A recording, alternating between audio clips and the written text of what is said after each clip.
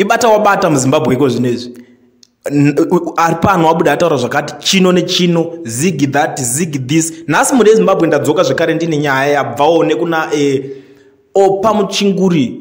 Munongowaziva mese vaOpa Muchinguri, defense minister, kana ndisiri kukanganisa kana vasati vabviswa ipapo ndopawo because dzemuZimbabwe dzotyisa kana unoona kuti ndingi ndi minister of chakati zvonzi akabviswa neziromanheru unongowa kutonzi wakutonyeba nyaya dzako. So panapa vari kubudikira vataura kuti they said zig will not work.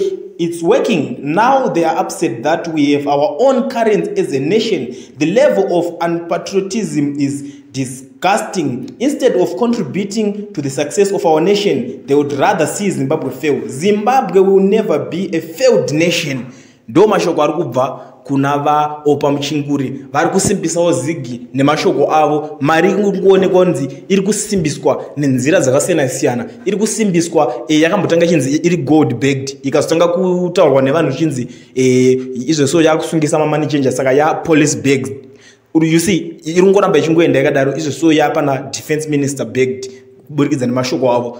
Inini organ boy back off futi zigiroro dai ikaona simba ikatenga muri Zimbabwe ndo mashoko abva kuna Opa Muchinguri. Munozongoto zigiri cool and bagged.